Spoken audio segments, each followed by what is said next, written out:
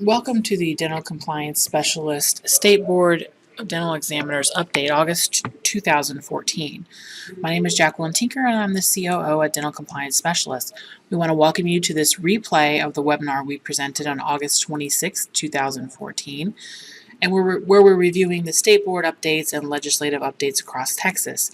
This is specifically for Texas dentists. We're putting on these webinars to kind of give you guys a heads up and to allow you the opportunity to participate in your practice by participating in the various events that are going on down in Austin. Our special guest today is Jeanine Lehman. Ms. Lehman is a Texas attorney located in Austin with a statewide health law practice, including representation of Texas dentists and physicians. Her health law practice is focused on regulatory developments, business law, transactional aspects of individual and group practices, such as contracts and incorporations, office and facility leases, building purchases, condos, build-to-suites, practice sales, purchases, buy-ins, employment agreements, financing, and consultation concerning day-to-day legal concerns of running a healthcare practice. Jeanine has been in private practice as the owner of her law firm for 25 years and has over 35 years of experience as a Texas attorney. She writes the Dental Legal Update and has had one book and numerous articles published. She speaks to professionals and business groups concerning legal topics. Jeanine is blessed to have one dentist and 3 dental hygienists in her family. Ms. Lehman's contact information is below in the video, and it also will be shown during this video.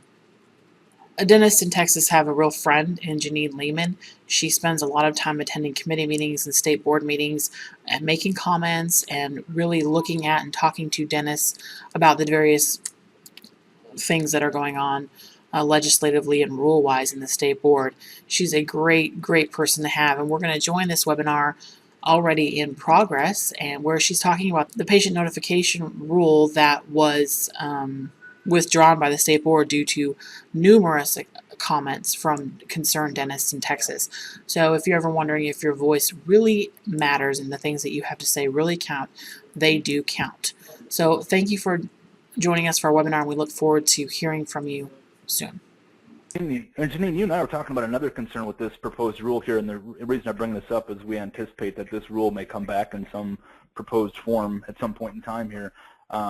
Having to notify a patient that you're leaving, but also this is an opportunity, or it could provide an opportunity for a departing dentist to take their patients with them, which could potentially be a disaster. And when an associate dentist leaves a practice, corporate setting or not.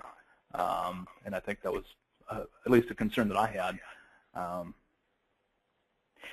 Duane, that's a very valid concern. And what goes into that letter, if there is a letter, could impact the practice strongly.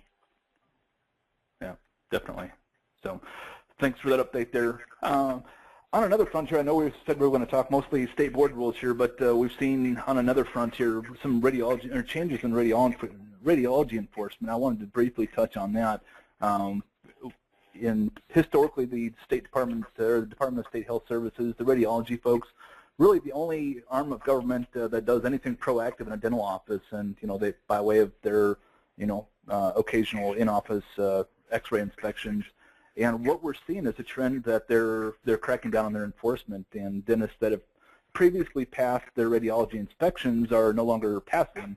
And it's not that they're enforcing new rules. Actually, they're just enforcing rules that they've been relatively lax on. So I'm not sure if they've had a change in administration or what have you, but again, their overall intent and spirit is they want to see dentists in compliance with their rules, 230 or 289.232, that have relatively simple requirements to comply with: record-keeping requirements, having operating and safety procedures, having their equipment performance evaluations completed every 4 years, and when a dentist separates from a practice, they need to terminate their registration, and the new owner dentist needs to get their own registration for the practice. And also, if there's any change in inventory, I'm seeing that a lot of people are getting nailed for not notifying the state that they've had a change of X-ray equipment. The state changed their rules last year regarding installation of new equipment. It used to be that when a new machine was installed in a practice,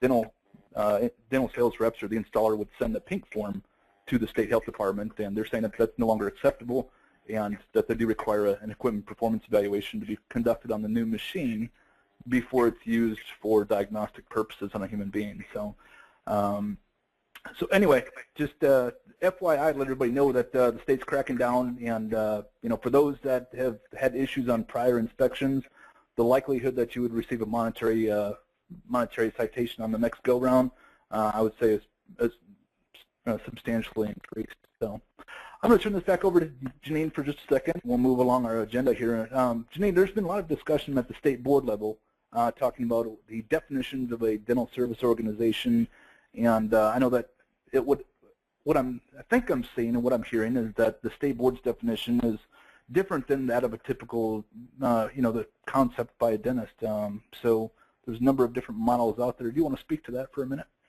Absolutely, Duane.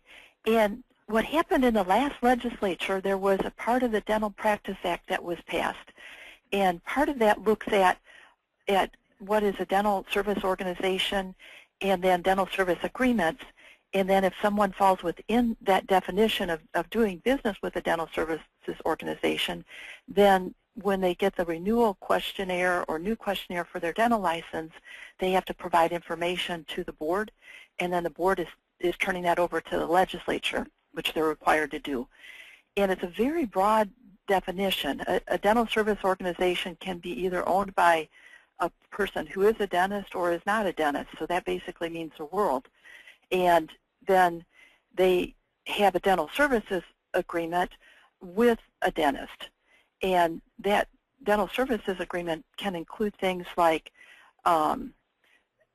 providing financing, billing or payroll services, insurance, anything with the non-clinical business aspects, also employing a dentist or dentist in their capacity as a dentist, or supervising or managing the employees or contractors of the dentist. So it's really a broad area. And the board has also, at the May meeting, they appointed an ad hoc committee to look at ownership of dental practice issues, which includes within that ambit the dental services organizations.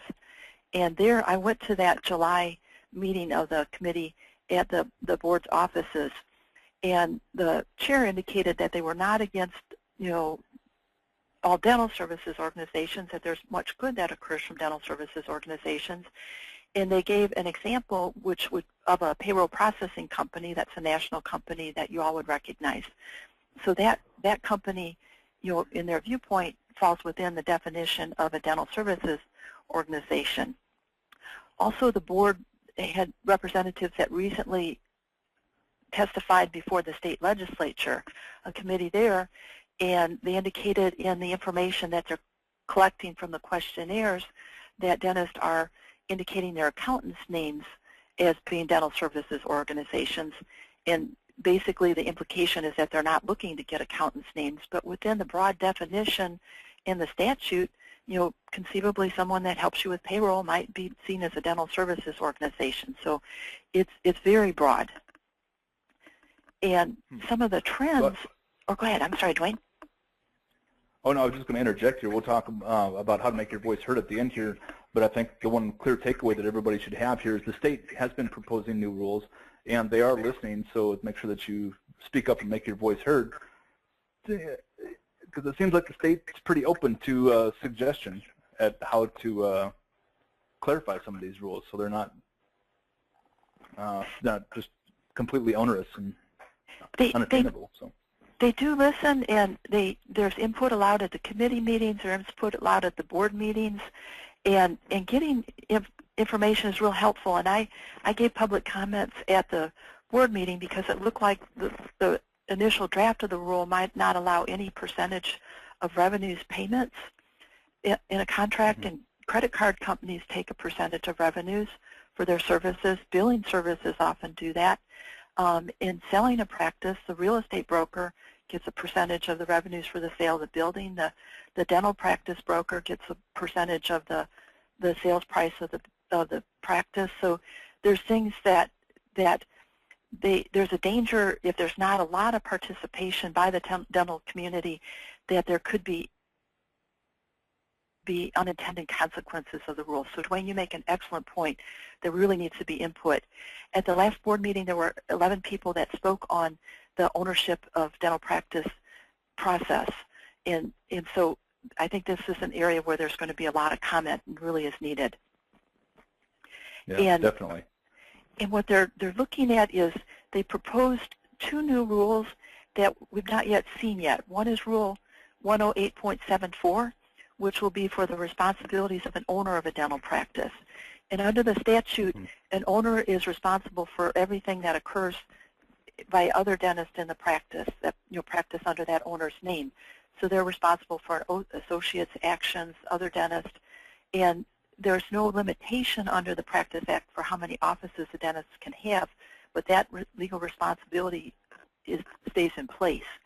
They also want to amend Rule 108.70 to look at what type of contracts would be allowed and what would be disallowed. And then they want to change the disciplinary matrix to provide penalties for violating both of these rules. Jeanine, I know that there was the state board recently testified before the state senate, and I'm curious, has there been any discussion about trying to perhaps license a dental service organization? There was a bill that was proposed but did not pass in the last legislature, and that would require registration of DSOs, and there would be a fee paid in relationship to that. When I looked at that bill, it was so broad that it would cover all types of billing services, probably law firms, accounting firms. It would cover just anybody that probably provides any type of consulting service. So sure. I'm glad it didn't pass in that form, because it would. And then there's, with the registration, there's a huge regulatory cost. But that's something we could see in the future. Interesting. Let's talk a little bit. There was a recent rule proposed regarding the use of lasers by dental hygienists. What can you fill us in on that? Yeah, this is a real interesting area, and there were about five members of the public that spoke on this proposed rule, including, I believe, a professor from New York State. Right now on the dental board website, you can pull a 2010 policy, and it's a policy on use of lasers by dental hygienists. And it says it's a position of the board that licensed dental hygienists may use lasers that are not capable of cutting or removing hard tissue, soft tissue, or tooth structure to perform clinical tasks that are otherwise within the hygienist scope of practice. And then that needs to be under the supervision of a licensed dentist. And that policy, the board indicated that was brought about because of the diagonodent lasers, and so that it was, the purpose of that policy was to allow that, but not to allow lasers for other purposes. And then there's discussion, even if the laser had a higher setting that would allow cutting, that perhaps the dental hygienist could not use it at a lower setting. And there are also legal FAQs on the dental board site on dental hygiene practice and lasers. And they also talk about dental hygienists being allowed to use lasers for photodynamic therapy. There's quite a bit of testimony on biofilm, the use of lasers for scaling and root planing, and then there was an attempt to have the proposed rule be voted on by the full board. And I should also step back and say there is a committee that's looking at this issue. It's an ad hoc committee that was formed at the May meeting of the dental board. And the full board, when they voted on the proposed rule, they voted not to propose it at this time, and instead they voted to refer it to the Dental Hygiene Advisory Committee. So it will go there first, and then it will go from there to the ad hoc committee. So there's a lot of concern on this issue for what can be done, scope of a dental hygienist license, and very hotly debated. So this is an area to watch. Yeah, definitely. And I'm seeing many other states that are allowing hygienists to do things that I don't anticipate we'll ever see hygienists do, such as use of local anesthetics and ability to administer nitrous and things like that. So it'll certainly be interesting to see how that shapes up. Thanks for that. Thanks for that update there, Jeanine. Thank you, Duane. For those of you that have been following us for any length of time, several weeks ago we announced that the DEA changed and added tramadol to their schedule list of controlled drugs, going to be listed as a Schedule 4. Just received information on the hot sheet yesterday that the DEA has been pushing for several years to move hydrocodone products from Schedule 3 to a Schedule 2. Now, for those of you that handle or write prescriptions for controlled drugs, you know that a Schedule 2 requires a triplicate form if you're not using some sort of e-prescribed program. What came across the press yesterday is it passed, and effective the first week of October of this year, hydrocodone products, including Vicodin and similar, they are going to be a Schedule 2, and which means if you don't have triplicate forms or you're not using the e-prescribe, you need to order those from DPS pretty quick on the PDQ there. So just a quick memo on that. Jeanine, let's talk about sleep dentistry. There's been a lot of changes.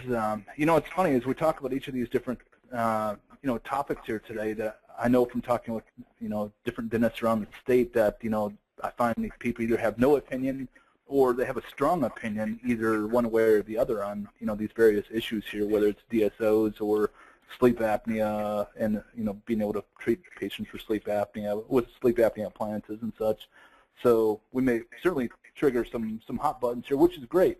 We're hoping that people will channel that energy and certainly give their feedback and input to the state board. Jeanine, what can you tell us? What's the latest developments here regarding sleep dentistry, and can dentists order sleep studies, and what's the requirement to have to involve a physician? There is involvement of a physician, and this was a very hotly debated rule. There were 5 quarterly board meetings addressing this rule, and lots of comments, and then a public hearing. And the rule passed, and it was effective June 11, 2014, and it's Rule 108.12.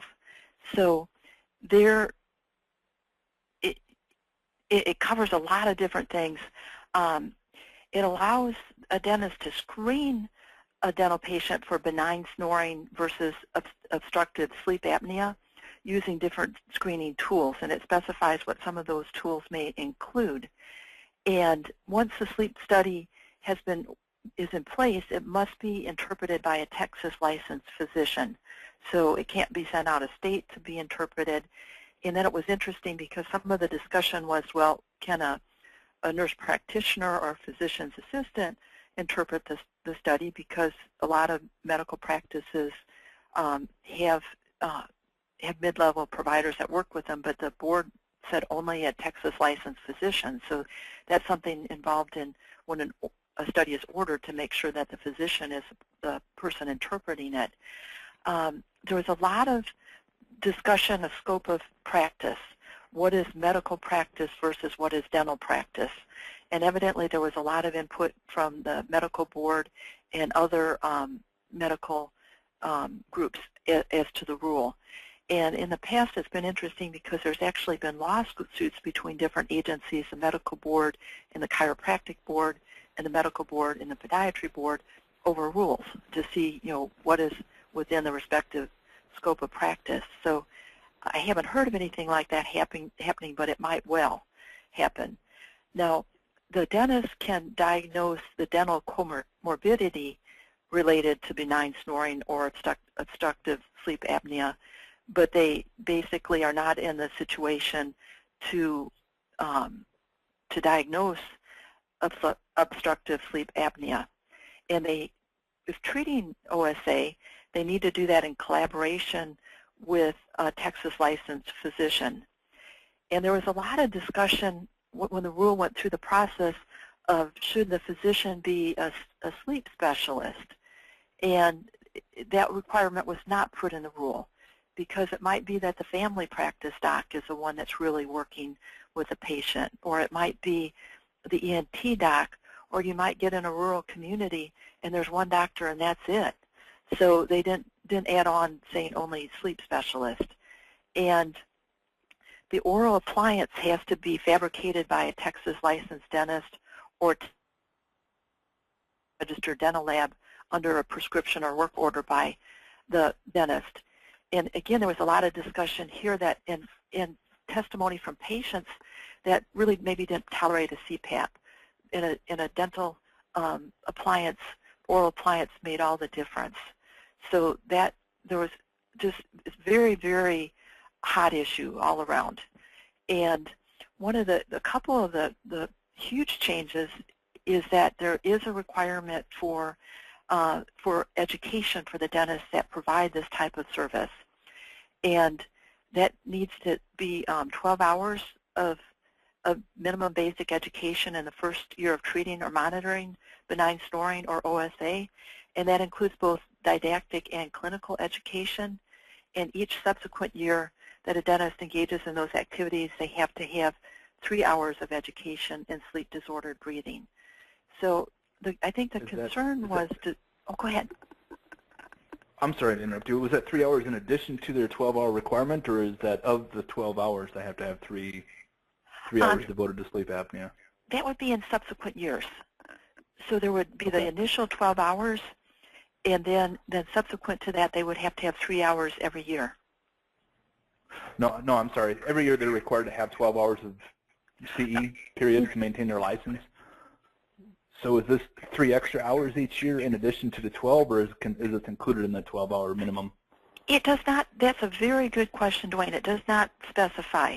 What it says is for each subsequent year that a dentist treats or monitors benign snoring or OSA, the dentist shall complete 3 hours of education in sleep-disordered breathing. Okay. And I think what their concern is that somebody doesn't have another condition that might not be spotted, so to really for the care of the patient. But it does add a cost and a continuing requirement.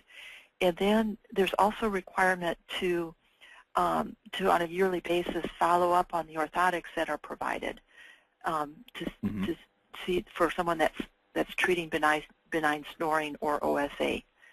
So I would say anyone that's involved in this rule, in this area, should carefully read Rule 108.12 and then work in close conjunction with a Texas licensed physician in this area, or perhaps more than one, because patients will have a physician and will want services, and so now it doesn't say that you can't do it, but there's restrictions on how it can be done. Excellent. Good information. Thanks, Jeanine. Well, thank you. What can you tell us? So there's been some discussion about changing the rule regarding patient injury or death. It's something that, fortunately, in the state of Texas doesn't typically hit the news like it does in other states when a patient dies in a dental office. But the fact of the matter is it does happen, and it does affect a number of dentists here in the state of Texas every year. So not something dentists ever expect, but certainly something that every dentist fears because of the fallout that can occur afterward. Because it's something that it has to be reported to the state board and something that will be reviewed and scrutinized. And so what can you tell us? What are some of the proposed changes, and do you have any idea what the rationale is behind some of those changes? Yes, that is Rule 108.6. And right now that's a report of a patient death or injury requiring hospitalization. So that means admission to the hospital.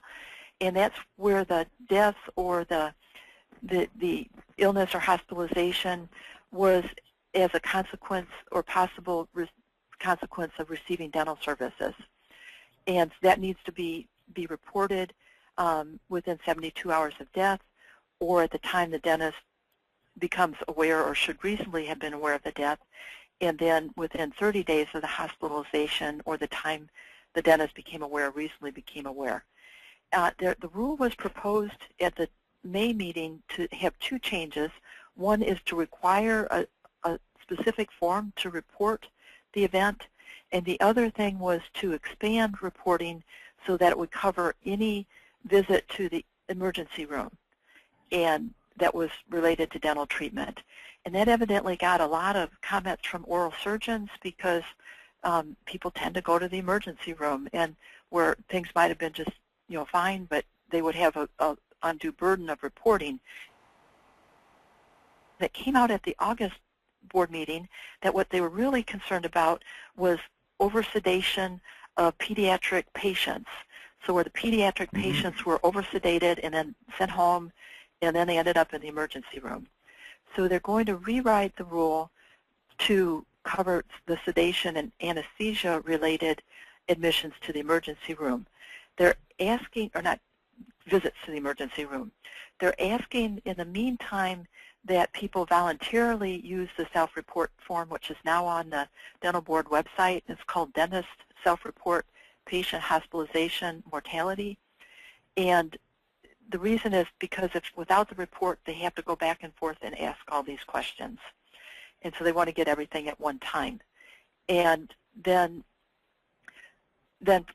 after the rule goes through its process, this form will probably be mandatory. And Duane, you and I talked about this form earlier because not only does it ask for the events of the incident, it wants a lot of dental records provided. So Right. if somebody's not doing the right thing as far as their dental records, it's basically can open a further investigation. And I believe, definitely. would you recommend if someone has this type of situation, they contact their malpractice carrier? Yeah, and you know what? I've dealt with this situation quite a few times here. Unfortunately, every time too often. And it's not something that many dentists deal with. So, you know, when it happens, there's that panic that, you know, what do you do? Guys, if this happens to anybody on the call or any of our listeners here at any point in time, the first call you want to make is to your liability insurance company. Let them know that you had an in-office death or hospitalization and request legal counsel for sure. And somebody that seek, you know, guidance from an attorney that can help walk you through making that notification. As soon as you make that notification to the board, you know, that's what they call a priority one case. That means they're going to drop what they're doing to make sure that they get the juice on it before the evening news happens to catch wind of it, so they don't end up having to answer to the evening news on, you know, why they didn't know anything about it and whatnot. So just my experience talking there, make sure you make that call to your liability insurance carrier right away. And it also could include a death that occurs outside of the office that's related to dental treatment. And so that's something to be aware of. So, you know, any type of you know, situation, and that's really good advice to get to the liability insurance carrier, so that their attorney is on board to protect you. And then I think it's something too that with this type of report and the seriousness of it is to look at the overall compliance with the dental board rules, because this may be something that leads to further investigation of the dental practice, and certainly everything that's on the questionnaire, because that's, you know, something that, you know, could come into play. And then having, you know, a good medical history, you know, having taken someone's blood pressure. So, you know, if they die of a heart attack and you know, you've taken the blood pressure, that's helpful. Well, I think we need to address the human aspect of this here too, Jeanine. The fact of the matter is that most dentists don't ever expect to lose a patient. And, you know, this is a traumatic event for a dentist and their staff when this does happen. And, you know, you want to take the time to make sure that you get your ducks in a row for one, but two, you need to take that time to emotionally reset and debrief with somebody who's, you know, not going to use the information, use your words against you per se, and also make sure that you have the opportunity to review your records before you have to make that notification. So under the current rule, when in a patient death situation, they've got 72 hours to notify the board, and I fully advocate that you take that time to emotionally reset, to debrief with your staff, bring in a professional counselor if you need to, and make sure that you have the opportunity to, you know, carefully finish your paperwork and, you know, get documentation from your staff as to what happened and how it happened, and make sure that everything's good to go and submitted through your attorney. So. And I think the human side is real important, Duane, as you say, and also for the communications with the patient's family, Right. because it's such a, you know, there's a lot that happens, and, you know, the funeral and all of those things. You know, and it's part of the grieving process. I mean, I'm just stating facts here. I mean, if you know, a family member perceives that you're responsible for the loss of their loved one, somebody's on a cognitive and emotional, maybe non-cognitive, but on an emotional level, somebody has to pay the price. So all the more reason to make sure that you've got your ducks in a row. So I'd love to keep talking about this, but we've got some other things we've got to finish up here, and we're going to run out of time here. So, but this is a great discussion. And then I'll jump ahead to the records of the dentist. This rule, for any of the audience that have pediatric patients, there's now a hugely longer, as of June 11th, retention period. So generally the rule is, unless there's a federal or state law or managed care plan rule to the contrary, records need to be kept for a period of not less than 5 years from the last date of treatment by the dentist. And then, of course, if there's a lawsuit or anything, then you need to keep it till that's all concluded. But if a patient was younger than 18 years of age when last treated by the dentist, the records need to be maintained by the dentist until the patient reaches age 21 or for 5 years from the date of last treatment, whichever is longer. So the pediatric dentists have a much greater retention period right now that has costs that go with that, and other dentists that treat children. Right. Very, very important. And since we're talking pediatric stuff here, one thing I wanted to point out here is I know we weren't necessarily going to talk about Medicaid here, but there's quite a few people on the call here that do provide services for the Medicaid program. So just very briefly here, what I'm seeing is that providers are being audited both by the MCNA, DentaQuest, and Health and Human Services, or NOIG. And people are concerned about these audits here, and for the most part, those are just integrity checks. They're looking to make sure that you've got the documentation to back up what you're billing for, and the story told in your records corresponds and supports what you billed and what information they have on their end. What I'm hearing back from some of the dentists that have been audited is that they've been hit with overpayment issues because they didn't have study models or what have you for space maintainers and such. So for those of you that are not maintaining your study models, just a heads up on that for you. Also, state Medicaid also requires that 5-year record retention period. So moving on here, let's talk about the pediatric advanced behavior control techniques. The state board recently implemented an added rule here. I believe this is 108.15, requiring that dentists have post-doctoral training regarding the use of advanced behavior control.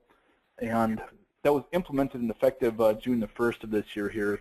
And the state board recently posted that they're going to waive that for 1 year and give those that don't have the training the opportunity to get the training. Just yesterday, I contacted the dental school in both San Antonio and here in Dallas, and I understand that one of the schools wasn't even aware of the new rule here. So the other one is kicking around the idea of putting something together. So I'm going to continue to work with both schools and also reach out to UT in Houston and see what we can do to help facilitate and make sure that dental dentists have the opportunity to get this training. The state board rule is requiring at least 8 hours of both didactic and classroom training in the use of the Papoose board here, and that will be due by June the 11th of 2015. So that's the latest that we have on that. So as soon as we hear of any information from one of the schools that they're offering a class, we will certainly work with the school to help make sure that you have the information. So, Jeanine, how do we ensure that dentists can get their voice heard with the state board? And I understand that there is mechanisms in place that dentists can submit their comments and comment periods and whatnot. How is this effective?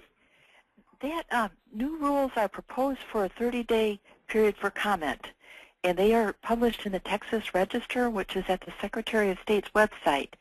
And once a rule comes out, comments can be sent in. They can be emailed to the board. They can be mailed to the board. But they're written comments, and then those are considered by the board. And as we saw in the notification of discontinuance of practice, those comments made the difference. So that would be a way to participate. Then to also let your colleagues know, your professional organizations know, so that they can also submit comments. In addition to the written comments, at the board meeting, public comments are taken. So you can go to the board meeting and then sign up and give public comments. Also at the various committee meetings, you can give comments at those meetings.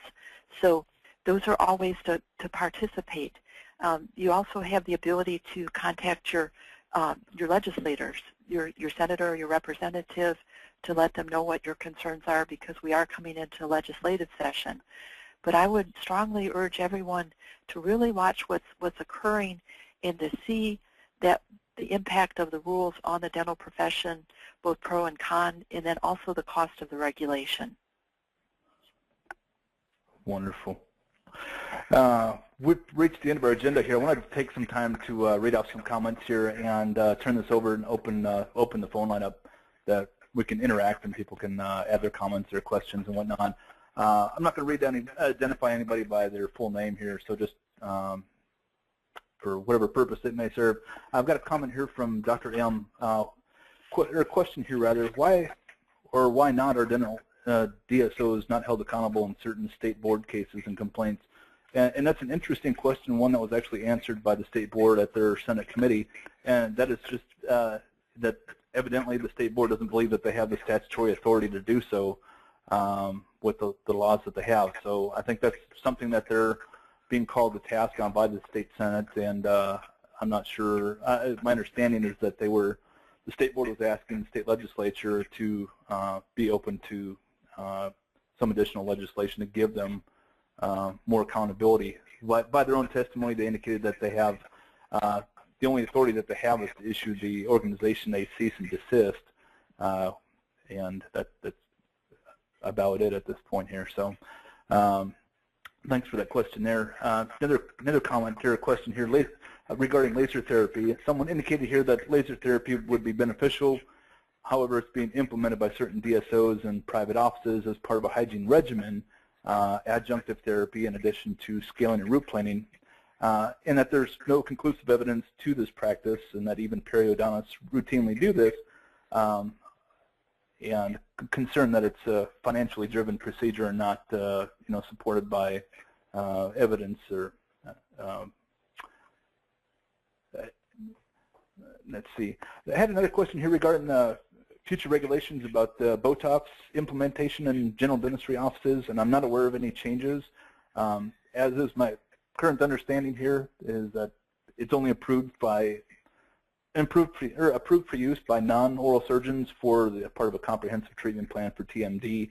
I haven't heard any discussion that they're considering any changes on that. Jeanine, have you heard anything on that? I have not. On the dental board website, there is a policy on Botox, but I have not heard any discussion of if any anticipated changes there. Yeah. Somebody else brought up a concern here. What about a fatal MI that's not associated with dental treatment, either by a non-patient or a patient or a person waiting in the reception area prior to appointment, or a dental prophy or exam where no medications are administered? I think this question here is geared toward the patient or the notification rule regarding patient death and hospitalization. Yeah, and that's something to look at carefully.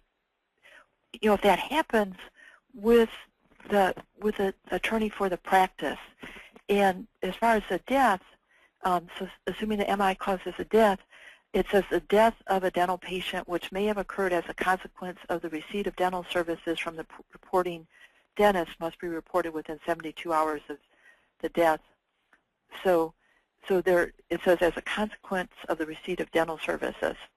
So if it's a family member that's just in the waiting room, they're not going to receive and haven't received dental services.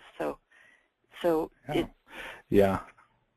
I think the simple answer on that, I think, would be anytime you have something unusual like that happen, contact your liability insurance carrier. I'm starting to work with more and more of these insurance carriers, and I'm aware that many of them have some sort of hotline that you can reach out and ask questions without being dinged or whatever. So I know Dentist Advantage and Medical Protective certainly have that avenue for you. So it doesn't cost you anything to make that call, and you know what, they're your advocate. So hopefully they'll give you the right answer. That's excellent advice, and that's such a high-risk area. That's great advice. Yeah.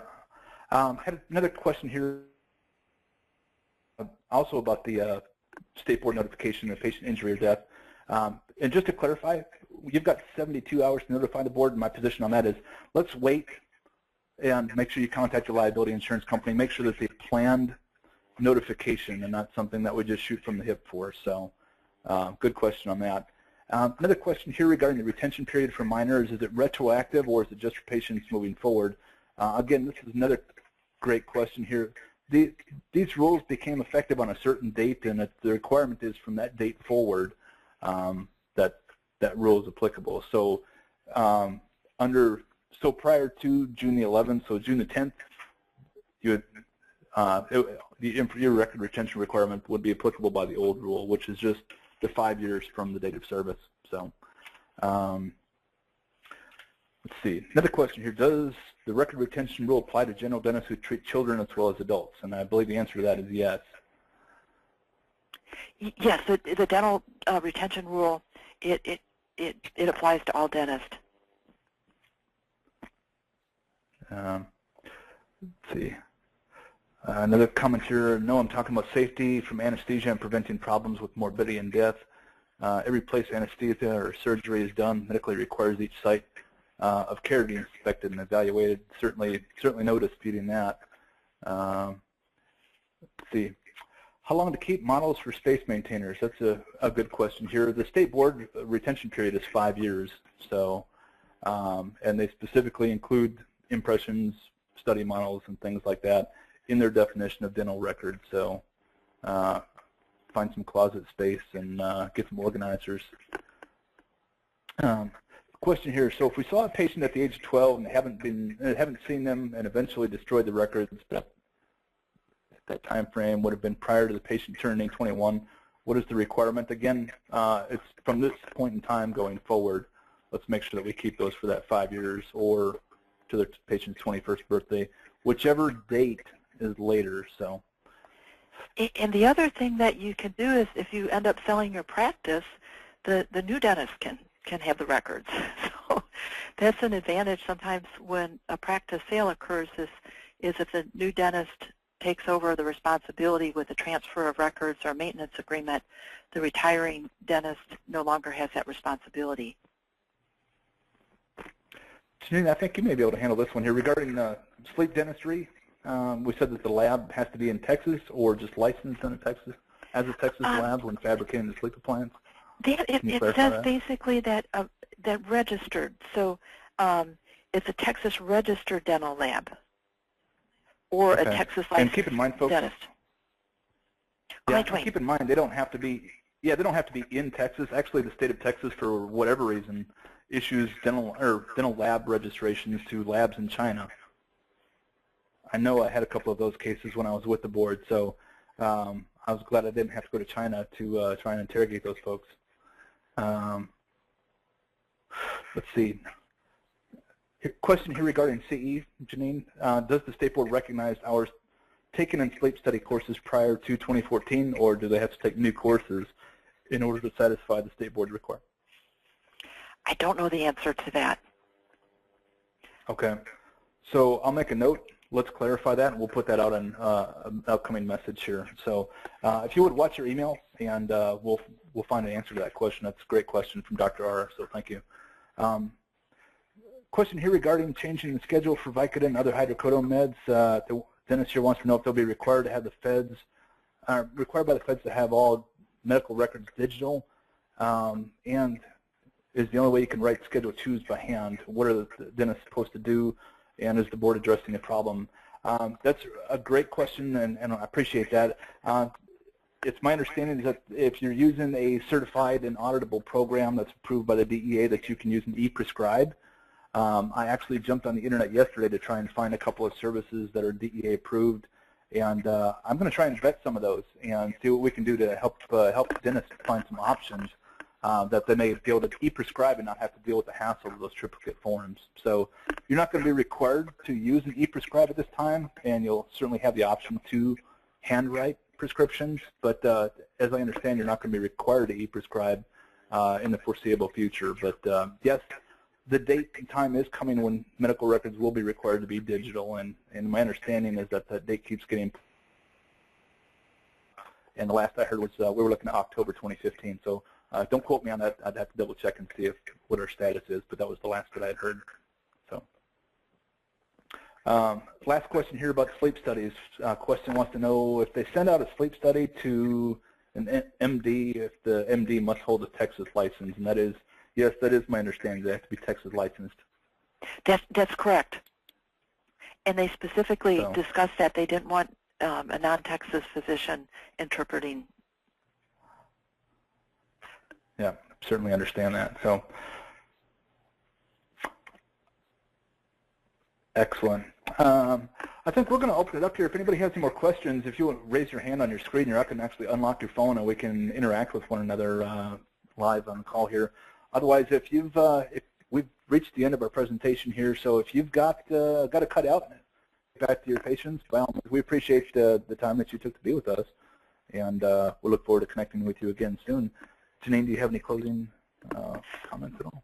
Then I want to thank you all again, and thank all of the audience for coming, and encourage everyone to be very proactive in the regulatory area. Absolutely. So, folks, you'll see on your screen Jeanine's contact information. If you have any questions, feel free to contact me, and I can forward the information to Jeanine, or her contact information is on your screen here. So for those that are on the call here, this will be available for playback to you shortly. So we appreciate your time. We'll continue to be a resource and continue to keep you updated with changes in regulations. And enjoy the rest of your afternoon, and thanks for taking the time to join us. My name is Duane Tinker, and with me is Jeanine Lehman, and we're out. Have a good day. Thank y'all. Bye. Bye-bye.